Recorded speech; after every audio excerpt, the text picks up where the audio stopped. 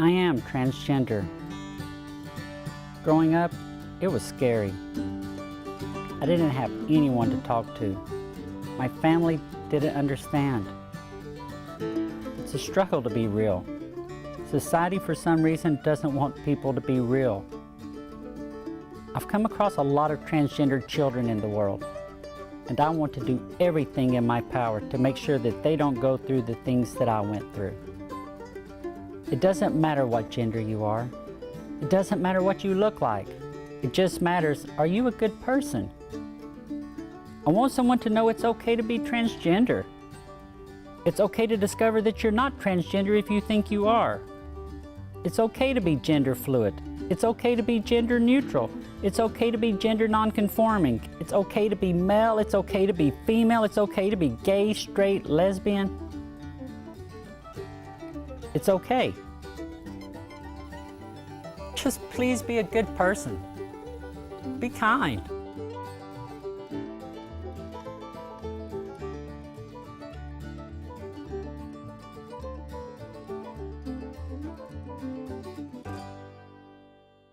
Hello everyone, and welcome to the next episode of Kelly's Quest. I am so excited today. I don't know how I landed this interview, but I have with me Detective Michael Eracleo from the Acton Police Department, and we're going to be discussing today the Yes on 3 vote a little bit, and in general, what is the climate like for transgender people in Massachusetts, and what is his experience with the transgender community?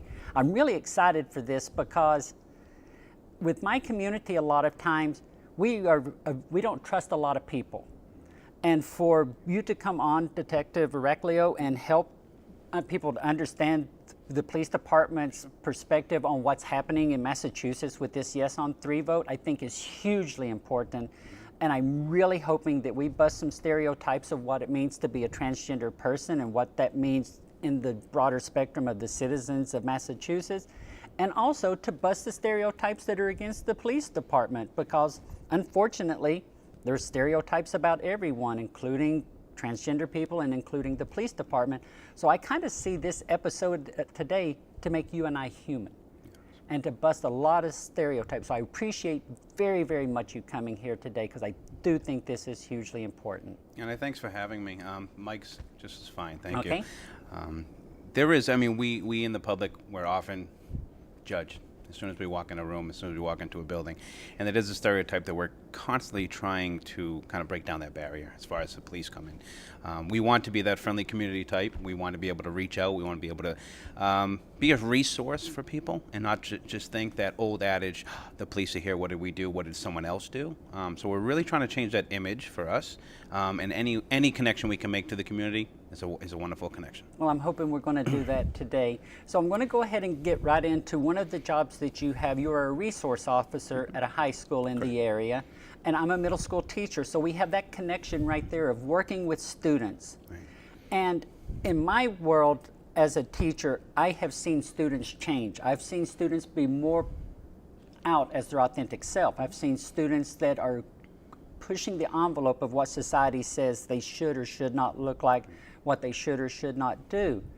In your experience as a resource officer in the schools, are you noticing a change in your area of Massachusetts also? Yeah, we are. We're going to break down that stigma, and we're taking a step forward into doing that. People are embracing who they are, what their identity is. And the schools have adapted to such that everyone's going to be welcomed, everyone's going to be safe. Our primary function is to keep everyone safe. That's the goal. Regardless of your background, your heritage, your sex, your anything, we want to make sure that you feel safe in that environment. It's an educational environment. It's not about going there and try to be this or try to be that. It's a place of safe. It's a learning experience. And if everyone feels comfortable, then we're doing our job. I know that at Wellesley Middle School, where I'm a teaching assistant, that the resource officer there is part of the staff, just like I am. And I find that very valuable for us, because then we can also use that person as a teacher. Correct. And that job is taken on willingly by them.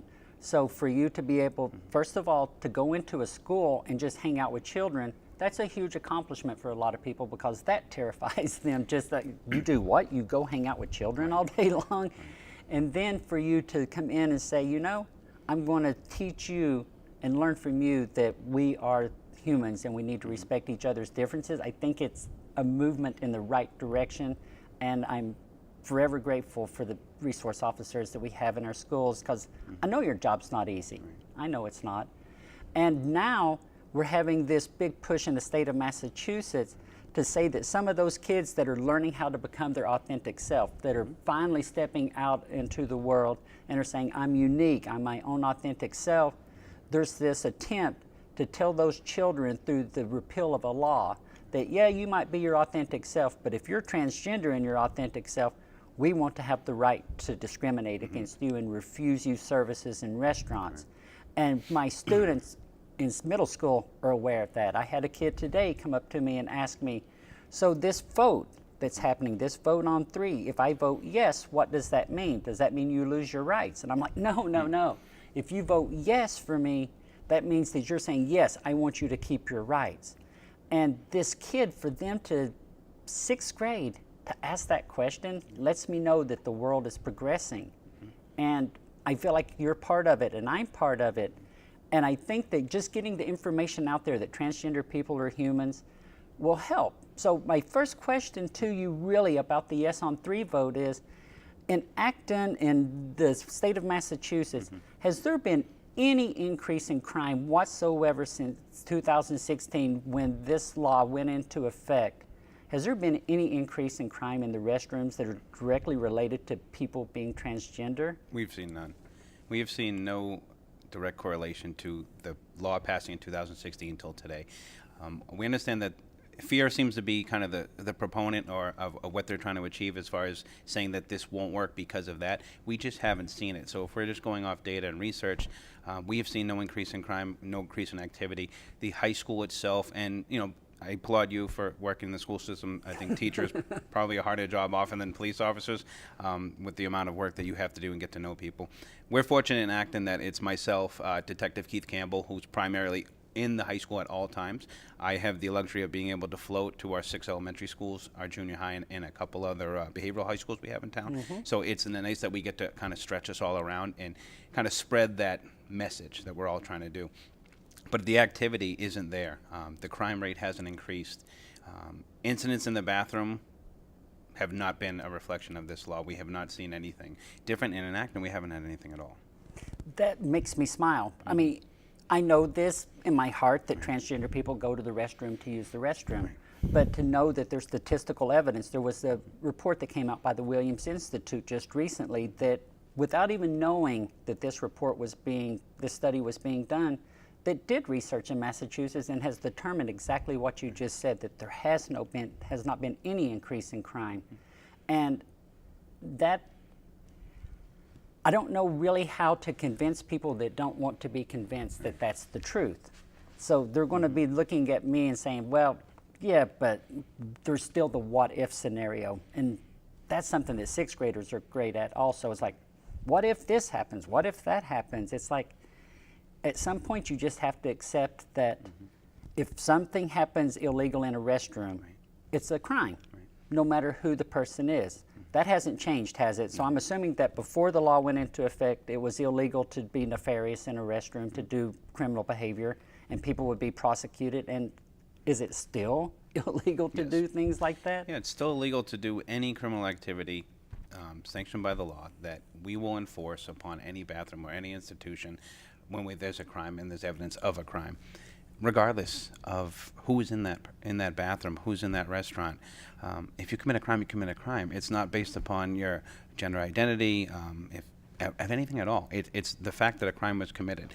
And since we haven't seen any change in that, the transgender community, when I speak with the community as a whole, they say, we want to be who we are. We want to go where we feel comfortable. And who does not? Who does not want to feel that way when they use any establishment? Exactly not. And our schools have already adapted to that. We already have the bathrooms set up. And then speaking with members before, they had mentioned that they would often go to the nurse's office because that was the only kind of safe space that they had. And we're better than that. We're better than that to be able to say, the bathrooms are what you identify as, and that's what we've done here in town, and I think it's spreading across the state. And the fact that if you're going to do criminal activity, you're going to do criminal activity. It doesn't matter. You can go into a bathroom and have that crime committed. What does it have to do with, people are going to sell that image, and that's what I constantly see, and the police are seeing, is that they're selling research, data, and statistics that we can't back up, we can't support. Regardless of what bias you're born with or everything, you can't act upon that. The statistics show that there is no crimes being committed as a result of this. You have to believe the truth. If it gets shoved in your face, you have to swallow it. And a lot of times they won't. And that's just something that they have to deal with. Right, and that's one of the things that this show is for, is those people that saw those commercials that were promoting fear-mongering, saying that I'm going to do something illegal in the bathroom. But they're like, is that really correct or not? And there's those people that we're talking to right now. We're talking to those that are on the fence about, I don't know anyone transgender, but surely to goodness that there's protections for everybody. So let's say this is another argument that the opponents have used.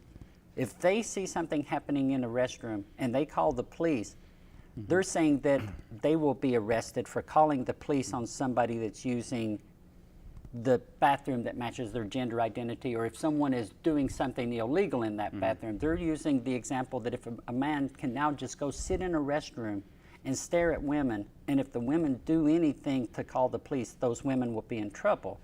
And I'm like, I don't think anybody can just go sit in a bathroom and stare at people, no matter what their gender is. Correct, and they can't. And the thing is, even speaking, I've called the district attorney's office to see if they've had an uptick in violence, and they haven't had anything to report to me as well. Let's just look at people like people. Let's just look at all as humans. Let's just put it in that category. If I go into the bathroom right now, and I identify as male, and I go into this bathroom, and it's a male-assigned bathroom at the time, and another male walks in, and he just stares at me, am I still going to say, this doesn't feel safe and secure for me? Am I going to report that? Yeah, I probably would. So to me, what does it matter? If something's happening, you feel suspicious, you feel unsafe, make a phone call and let us come and just kind of see what's going on. There's nothing wrong with reporting suspicious activity. If you feel in fear, you can call us all day, and we'll respond to it and just try to figure out what the remedy is. So we have to start just sitting there and saying, it's because this person looks like that person or that. Let's just look at what is actually occurring and report that. We have suspicious activity, and that person, the description is this. Please come and talk to them. Because I think if anyone follows you in the bathroom right now and just kind of stares at you or lingers, you're probably going to want to tell somebody anyway. We're under that see something, say something approach in America. So we welcome those calls. Any kind of activity that you think, that seemed a little bit odd, it could just be a well-being check for us. Maybe someone's having a bad day and we say hello to them. And that's why they're in the bathroom or sitting somewhere that someone thinks may be suspicious. We have no problem saying hello to people. We have no problem. That's that whole stigma. That's that resource that we want to offer to people. We're not here to put you in handcuffs and drag you to jail for loitering. We're here to say, is there somewhere that you need to be? Maybe the car broke down. Maybe they need a ride. Maybe they need to make a phone call, right? So that's a resource we want to be. We're not out there trying to put people in handcuffs. We never can arrest ourselves out of these situations. It's just about making that connection.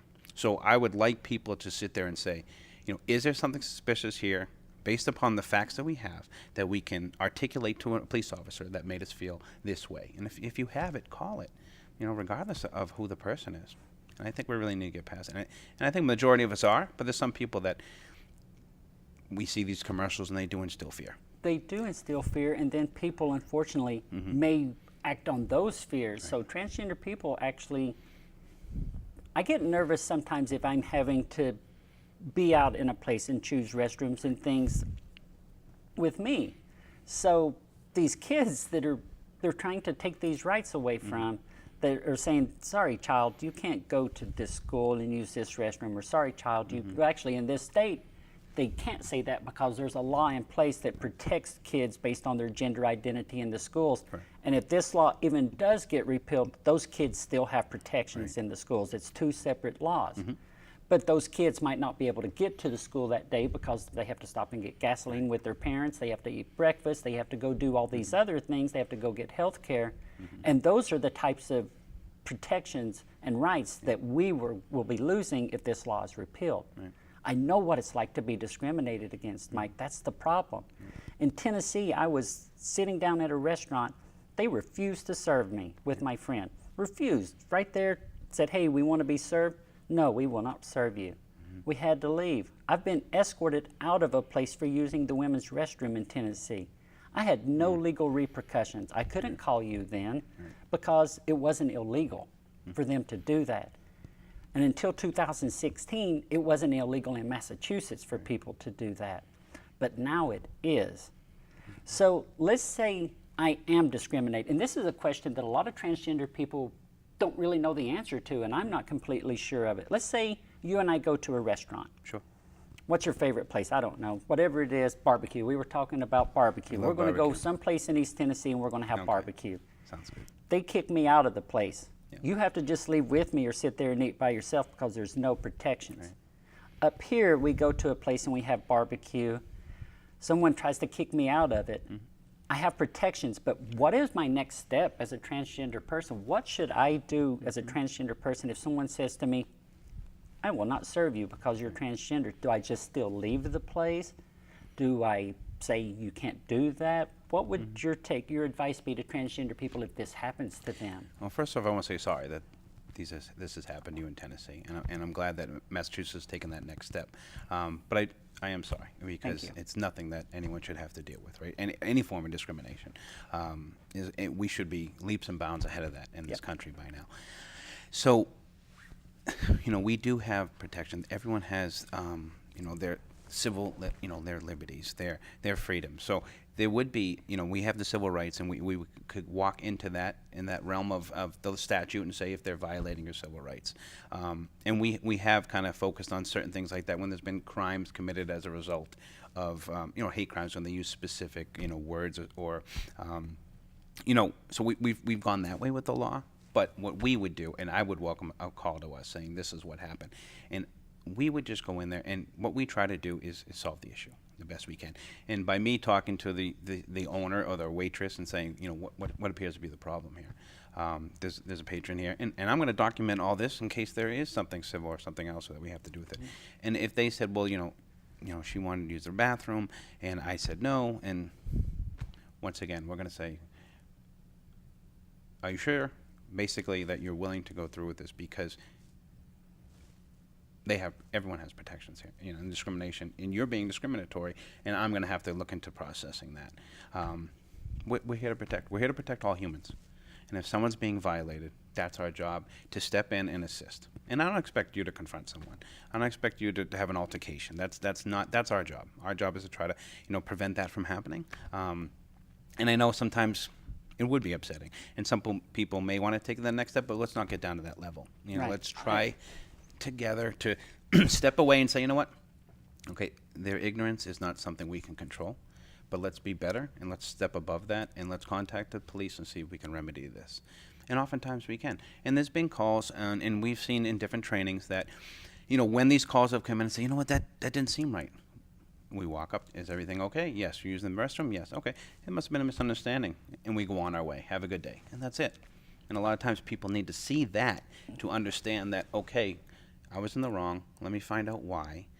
And like you had said before, we can't change everyone if that's who they're going to be. But at least the person who is discriminated against kind of gets that feeling back that it's okay, that they have support. And that's what they've lacked in the past. And that's what we've done the last couple of years.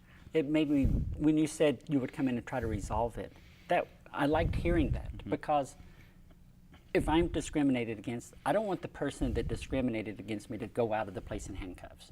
That's not my desire, because that doesn't help my cause, that doesn't help you, that doesn't help them.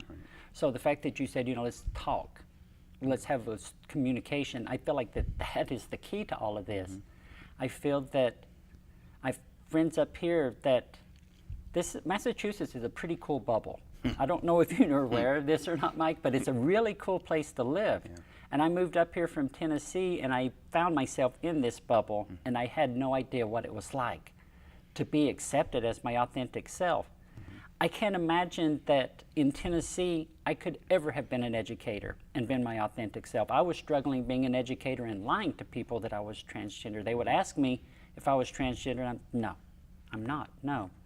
Because I knew what it was like to be oppressed and discriminated against.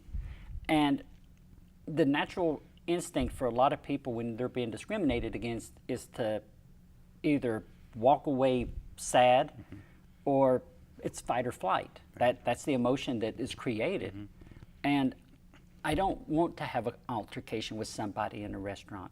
So if they say, we're not going to serve you, I agree with you. I should probably just go outside, As tough as that make is. a phone call and say, I'm thinking this happened. Can we talk about it? And I like that you will respond to that. That makes me smile to know that and feel safe that I can reach out to you also. Yes. Because there's a chance that things might happen. I'm a human being also. And some people don't like that. I consider myself a human being that don't want me to have my rights. And so once you don't think a person is a human being, it's easy to start doing things that aren't quite as polite and respectful to those people. And I think talking and resolving things through words is the way to go. So that truly did make me smile. Thank you.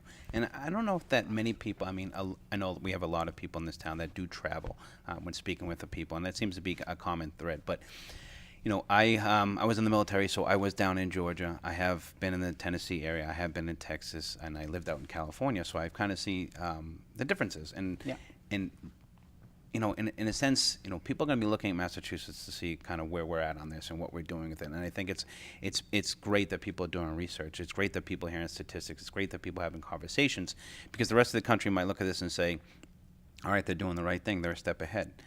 I've been in the South, and I've seen the discrimination, and I've seen it in different races and different creeds. And until you experience it and see how awful it is, even if it's not to you. It was to one of my friends. I was dining actually in Tennessee. True story. He was from India, and we didn't get served. Come on, Tennessee, you're better than that. Yes, and that, you know, it's something we still discuss, and that was 6 years ago now. We were driving down to Texas, and we were cutting through, and that was something we did experience on the way. And you know, you hear about it, but until you experience it and understand that, you know, he's my friend, we want to eat, he's a human being. And why are we here, right? And why are we still not way past this? And, you know, it was very disturbing. You know, it was very disturbing. And, you know, eventually I did go up to the counter and say, you know, we're going to eat here. And we ordered. And then they finally kind of said, okay. But if we didn't go up there, no one was going to come up to us. And that was one of the biggest things. So that's that initial, hey, let's talk about it. Let's get past this. You know, we're here. We're going to eat. And let's do it. And they did. But everyone else was getting served around us. And that's when I noticed. I said, wow. You know, we don't see this in Massachusetts as much. But some people do. Yeah, some people are seeing this discrimination up here, right? And who can live like that every day? So let's talk about it, right? Let's get out there and understand that at the end of the day, let's take care of the human race, right? I mean, that's really what we're focusing on. It's those kids that we work with. That's the future, and they see how we handle this adversity. My students know that I'm transgender at my school, and I don't hide it, and because I want them to know. And I get all kinds of reactions from them. I get some kids that are now see me as a bit of a hero in a way. I have other kids that now think that they can make fun of me because of it, and there's those extremes. So if that's happening in a school, it's happening in society. Of course, how we react to it says more about the situation than anything else. I could, if the kids that are mocking transgender people at school, I could go full-on middle school teacher on them, and that's not the way to handle it, though, with these kids, because they are repeating something that they've heard from someone else. And so I'm sitting here now thinking, just like you went up to that person and said, hey, we are eating here. I'm now formulating in my brain, how am I going to approach this kid that I heard making fun of trans people? I don't even know why the kid made fun of trans people. I don't know, maybe the same reason they would make fun of the New York Yankees at that point, you know. And I'm having to work now, instead of focusing on how can I get you to learn how to do science today because we're studying independent and dependent variables, I'm now thinking, how can I get you to be polite to other human beings? And we teach that in school just as much as we teach anything else, I feel. And like you said, you know, is it a learned behavior? So, you know, you put a group of kids, group of kindergartners. So I go to visit the kindergarten all the time, and they're the They cutest. terrify me. And they're the cutest. And you put them all together. And they don't know anything about socioeconomical status. They don't know about color. They don't know about adoption. They don't know about transgender. They just want to be together and have fun, all right? So that's the beauty of it. And then it's this learned behavior that now they're in 6th grade. How would they be able to formulate that opinion or think that that's a strong opinion on anything that's going on? Why would they know anything about transgender? Sure, they're hearing it from home, but it's our job to say, let's educate you on this, right? We're not going to fight their ignorance with ignorance. We're not going to get in their face. We're not going to, scream and yell, and it's not going to do it. I think our soft approach, the discussion is really how we're going to take this to the next level, because they need to humanize everything that's going on. If you give them what they want, if you start engaging and fighting and reacting and screaming, it's just going to kind of fortify what they think is already true. Oh, is this a monster? Is this, right? All these things that, all these bad negative things that they've heard, let's just break it down, and let them know. So you had talked earlier about your training, and can you kind of go into details about what kind of training you have for diversity, for dealing with marginalized people, just kind of so the audience knows that there is, like, I have to be trained in ALICE now, which I'm sure you're doing in your schools as well, which is the alert, lockdown, inform, counter, and evacuate. Yes. I'm an instructor in the school. Yes.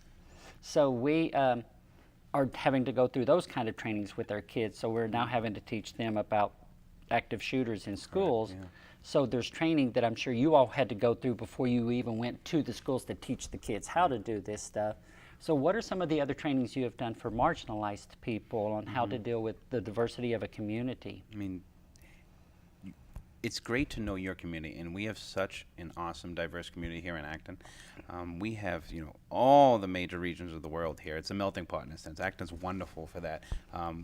We have a large majority of, English second language students, and it is, it's remarkable that, we do so well with what we have. And the training we had it's continuous.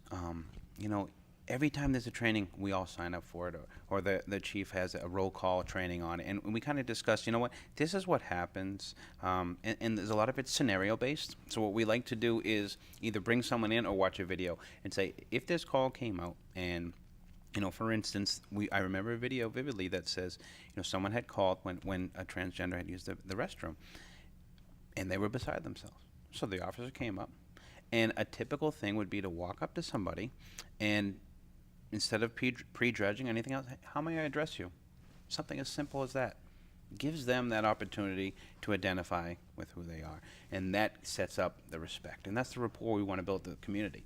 How may I address you? Something as simple as that changes the game, right? We're not automatically identifying what we believe and what we see, right? So we want to give people that respect.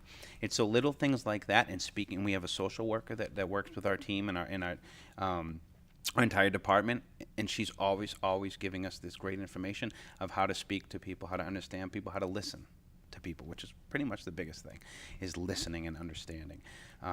But these trainings that we're given, and we do it at the police academy each year, it diversifies our knowledge. We're not out there just book, chapter and section, this is the law, right? So now we have to understand cultures. We go into homes, and that's kind of, it all bubbles to safety. If I understand your culture when I come into your home, we can have an immediate connection or a faster connection. And maybe I can understand why you don't want to look me in the face, because in your culture, you don't look police in the face. And I may think you're trying to do something or trying to be shady or hide something, but once we get, once again, more knowledge of the subject, we can appreciate what we're doing, and we can understand that, and we can get to that next step. And now that buffer zone that we just had of, oh my gosh, this person doesn't want to look at me, maybe he's trying to do something, that's cultural. So we continuously take culture and diversity to the every level we can. Anytime there's a training, the chief's great about sending us all to this, and we do a lot of it online. There's a lot of e-training. It's ever evolving, and we really need to get there, because we all grew up in a certain way with a certain culture and a certain society, but we're out trying to help everyone. Once again, I'm always going to say we need to keep humans safe, and to do that is to understand where they're coming from, get there, and then get to whatever crisis they're in, and try to help them through that crisis. The Massachusetts dealing with like I'm very fearful of religious people for the most part in churches. I don't go to churches in Tennessee because of my upbringing. But since I've come here, I've realized that I have a very strong bias because of my upbringing against certain religions, against certain people of faith that are evangelicals. And I've been to more churches since I moved to Massachusetts than I went to in Tennessee because I'm learning that that stereotype that I had created of, oh, all Christians are going to hate me because I'm transgender is wrong. And it took me meeting people, going into people's homes, going to their churches. And I'm so impressed that you all are staying, that you understand that, not just as a police department, but as humans. Right. Most people don't want to know about the rest of the world, want to know about the culture, the diversity, the beautiful things that are out there, unless they get a glimpse of it. And then when they get a glimpse of it, they get hungry to learn more. I lived in England for 3 years, and it changed my world. All I want to do now is learn about every kind of culture on the planet.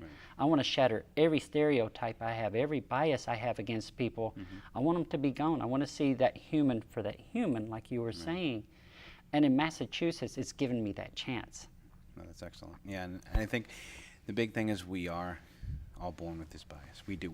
It's in the culture. It's ingrained in us, where our parents came from. But you broke through yours. And it's how you react to that natural bias that really changes everything, right? We're going to feel it. You know, we're going to walk down the street and we'll naturally have a feeling.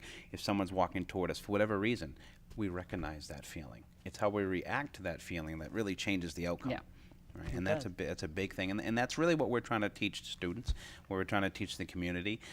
It's okay to have that feeling. That's natural. We can't control it. Let's learn how to react to it. And is it real?